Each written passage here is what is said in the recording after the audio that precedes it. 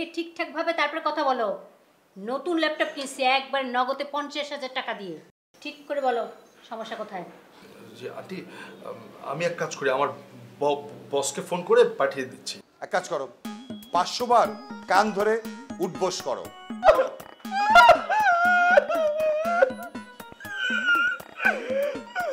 Sir এটা আপনি কি করতেছেন স্যার?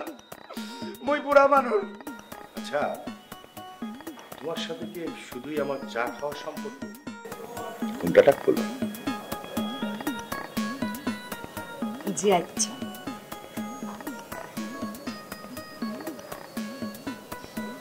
আপনি কি আমার কিছুটা কইবেন? দেখো লতা, কোনো মানুষই পরিপূর্ণ না। আল্লাহ তাআলা মানুষকে নানা সীমাবদ্ধতা দিয়ে সৃষ্টি করেছেন। প্রত্যেকটা মানুষের শরীর যেমন আলাদা, তেমন তার চিন্তা ভাবনা সবটা আলাদা, কারোর সাথে কোনো মিল নেই। কারো কারো মন জীর্ণ সংকীর্ণ, আবার কেউ কেউ মহৎ হৃদয়ের অধিকারী।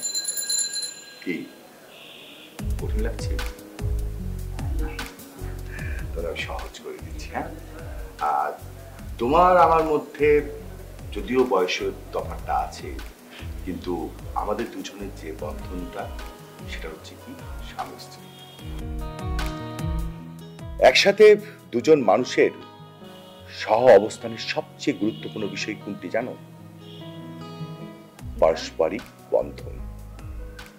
দুটি মানুষের পারস্পরিক বন্ধন যত ভালো হবে, তাদের জীবনটা তত মধুর হবে। বুঝতে পেরেছো? একটু একটু একটু একটু গুড। সুন্দর বোঝাপড়ার অবিচ্ছেদ্য উপাদান কি সেটা জানো? কি? পরস্পর পরস্পরকে গুরুত্ব দেয়া এবং পরস্পর পরস্পরের চিন্তা ভাবনাকে গুরুত্ব দেয়া এবং সেই মতো চলা। সহজ ভাষায় দুজন দুজনের ভালো লাগা মন্দ লাগাকে গুরুত্ব দিয়ে সেইভাবে নিজের জীবনটাকে পরিচালনা করা। একটা উদাহরণ দিই, এই যে তুমি আমার সামনে সবসময় ঘুমটা দিয়ে থাকো, ভালো।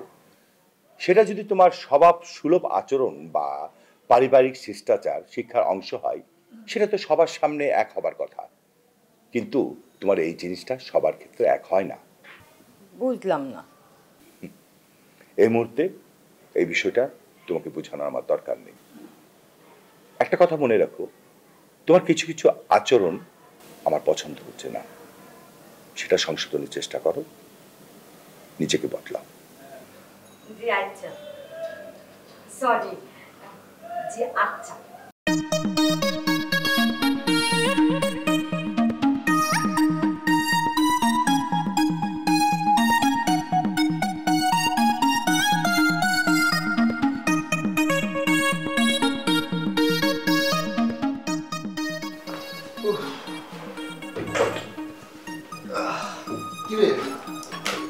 সারাদিন কোনো খবর নেই?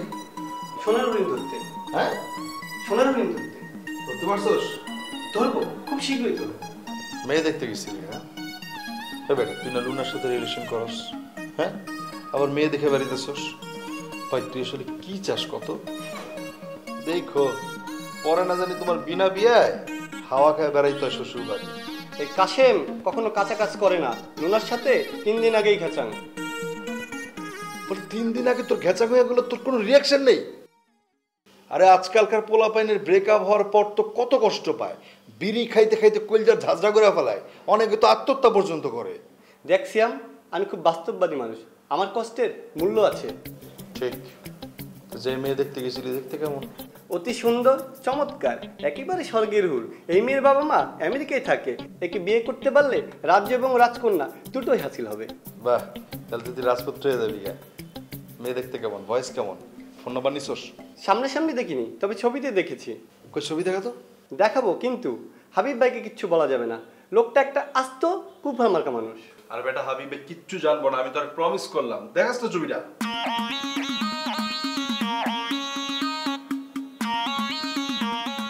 এই বেটা তো তামিল ছবি নেই কা? থ্যাংকস ইয়াম, তবে প্রশংসা একটু বেশি হয়ে গেল না? তোকে মাথায় সমস্যা আছে বেটা, এটা তামিল সিনেমার নায়িকা। আরে ওর নাম কাজল আগরওয়াল, চিনোস নাই? অনেক তামিল হিট সিনেমা দিছে। ইয়াবাদু ইয়াবাদু লাস্ট যে সিনেমাটা হইছে, কি আবল তাবল বকছিস? গুল মারছিস না তো? তুই তো উল্টা আমার লগে গুল মারতেছস। তোর বিশ্বাস হইতেছে না? তারা তোর আমি এক্ষুনি নেটে সার্চ করে দেখাইতেছি। কাজল আগারওয়াল নে দেখ তোর মেয়ে যেটা তুই দেখছস। শ্যাম, এই শ্যাম, আমি তো শেষ হয়ে গেলাম রে, আমি তো শেষ হয়ে গেলাম।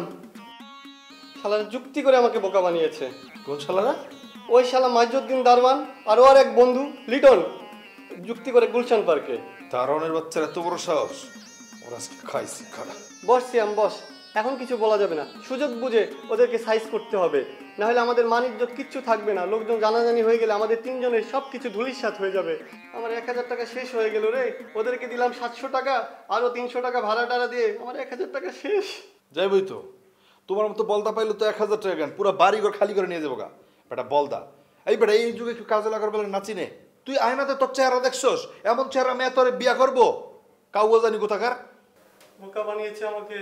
তুই তো বোকাই, তুই বোকার স্বর্গে বাস করো। কই যাস ভাই?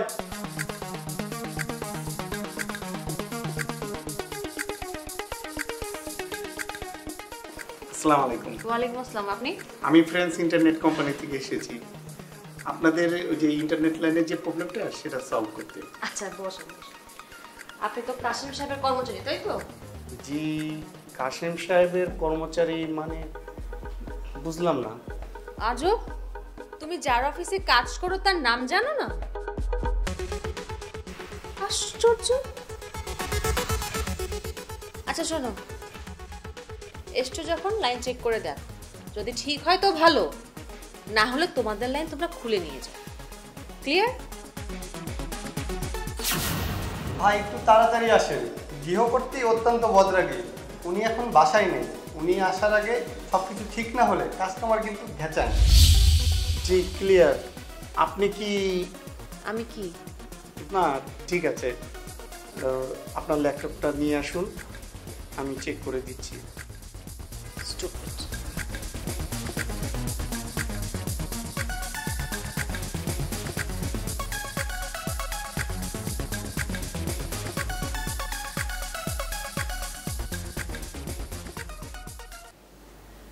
আব্বু তুমি?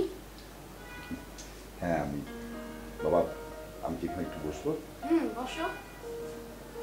Thank you. তারপর কি অবস্থা দেখি বাবা?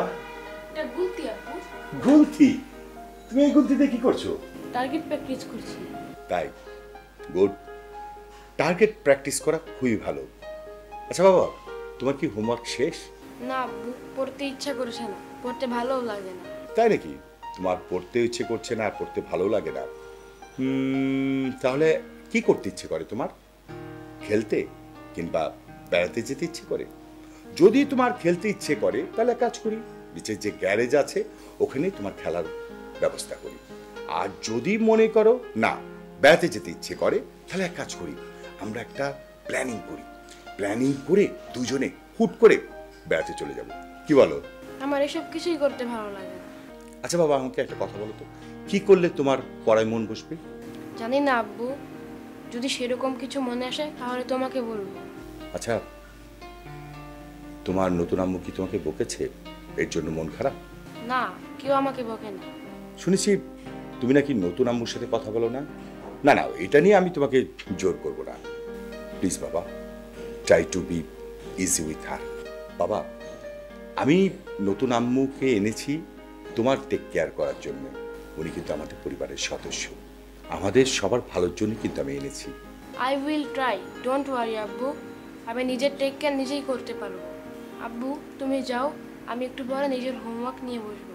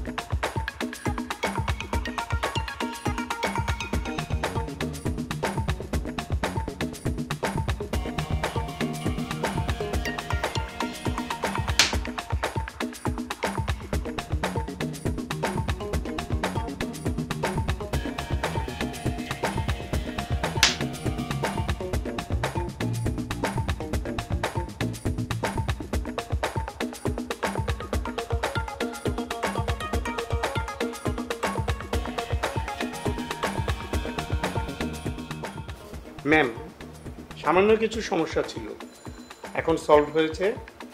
আশা করি আর কোনো সমস্যা হবে না। সমস্যা না হলেই ভালো। আর শোনো, তোমার বসকে আমার পক্ষ থেকে থ্যাঙ্কস দিও। বস? কাকে? এই তুমি কি কানে কম শোনো? বলছি তোমার বস কাশেম সাহেবকে আমার পক্ষ থেকে থ্যাঙ্কস দিতে। ও, কাশেম সাহেবকে? আচ্ছা, থ্যাঙ্কস জানাবো। তাহলে আজকে আসি। দাঁড়াও,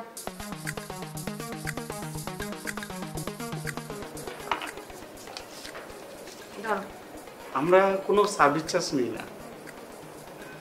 আগে আমি খুশি হয়ে দিলাম টিপস, ধরো এমন করো। টিপস মানে? আর শোনো, এখান থেকে 50 টাকা সিয়ামকে দিও, ঠিক আছে? সিয়ামও এসেছিল? হ্যাঁ, হয়তো সে তোমার জুনিয়র, কিন্তু তাকে তুমি 50 টাকা দিও। হ্যাঁ জি আচ্ছা। কাশেম সাহেবকে কিছু দিবেন না? তুমি না আস্ত একটা গাধা। সে একটা প্রতিষ্ঠানের মালিক, আর তাকে আমি 50 টাকা টিপস দেবো?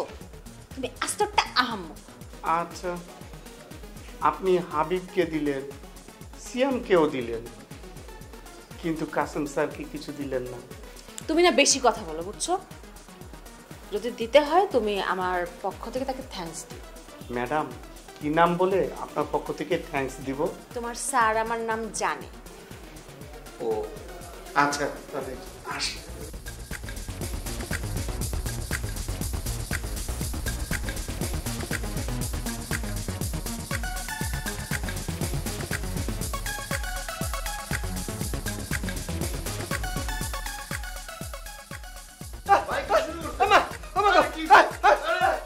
ম্যানেজার না, ম্যানেজার।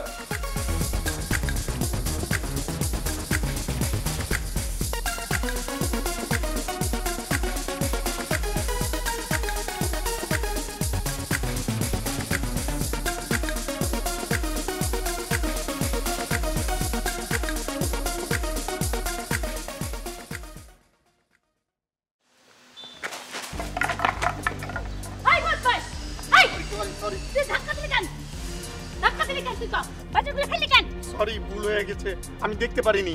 দেখতে পাইছ তাই না? আই আল্লাহ যে তোর চোখ দিছে, এই চোখ যদি তোর কাজেই না লাগে, তোকে আমি তুলে ফেলবো। তোর দাঁড়া, হারাম বদমাইশ। আই পালালি কেন?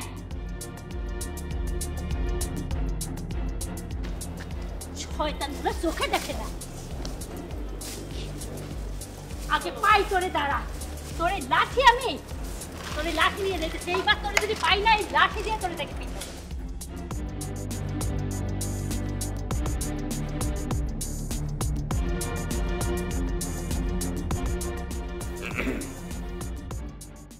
আসসালামু আলাইকুম।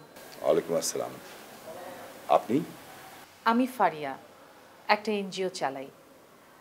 যেসব শিশু কিশোররা নিঃসঙ্গতা সহ নানা ধরনের মানসিক সমস্যায় ভোগে, তাদের কাউন্সেলিং দিয়ে থাকি। শিশু কিশোরদের মানসিক সমস্যাগুলোর কারণ চিহ্নিত করে তাদের বাবা মা এবং চারপাশের মানুষগুলোকে তাদের করণীয় অবহিত করি।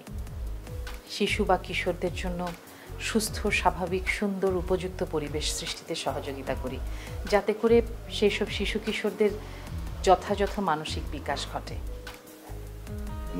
নিঃসন্দেহে খুবই ভালো উদ্যোগ। বাট মিস ফারিয়া, আমি তো আপনাকে খুব বেশি ডোনেশন কন্ট্রিবিউট করতে পারবো না। আমি তো আপনার কাছে কোনো ডোনেশনের জন্য আসিনি।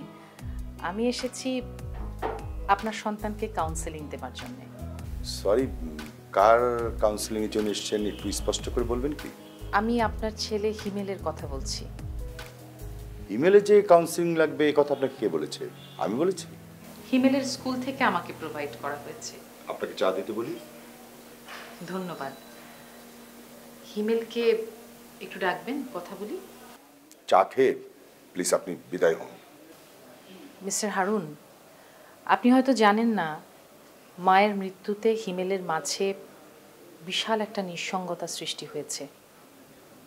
স্কুলে ওর কোনো বন্ধু নেই বললেই চলে। ও খুব কম কথা বলে, কারণ সে একা থাকতে পছন্দ করে। প্রয়োজনের বাইরে একটি শব্দ বিনিময়ও সে কারোর সঙ্গে করে না। এই বয়সের একটা ছেলের জীবনাচরণ এটা হতে পারে না। একটু কাউন্সেলিংই পারে তাকে তার এই নিঃসঙ্গতা, তার এই শূন্যতা থেকে বের করে আনতে। আসলে ওর মায়ের মৃত্যুর পরে ওর মাঝে যেই শূন্যতা সৃষ্টি হয়েছে সেটা থেকে এখনই তাকে বের করে আনতে হবে। তা না হলে ওর মাঝে বিষণ্ণতা, নিঃসঙ্গতা, আত্মবিশ্বাসহীনতা এমনভাবে জেঁকে বসবে যে এই হতাশা থেকে সে তার বাকি জীবনে আর কখনোই নিজেকে রিকভার করতে পারবে না। আমার পরিবারের এতগুলো ইনফরমেশন আপনাকে কে দিয়েছে? ওর স্কুল থেকে জেনেছি। সন্তান আমার, কিন্তু আপনার কথা শুনে মনে হচ্ছে সে আপনার সন্তান।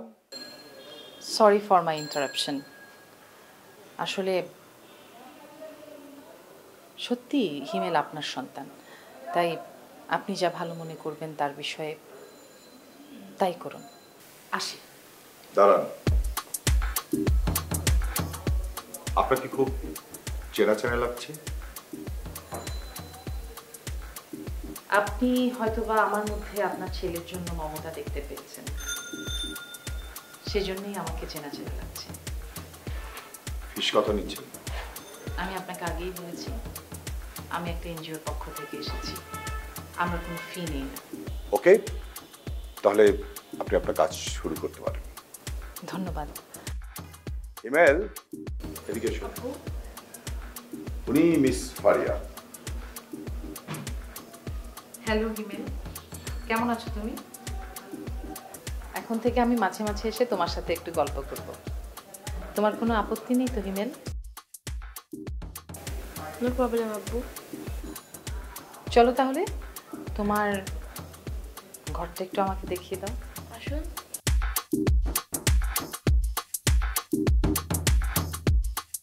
আমি 2-1 দিন পর আবার আসব। ওর সঙ্গে হওয়া টোটাল কনভারসেশনটার রেকর্ড নিয়েছি আমি। এই 1 বা 2 দিন স্টাডি করে তারপর আমি ওর সাথে আবার বসবো। আশা করছি এরপরে আমি আপনাকে এই বিষয়ে ব্রিফ করতে পারবো। আন্টি, নাস্তা তো হলো, আমরা তাহলে আসি। আন্টি, আসলে আমাদের অনেক কাজ আছে, তাই না স্যার? ইয়েস মিস্টার শ্যাম সাহেব। না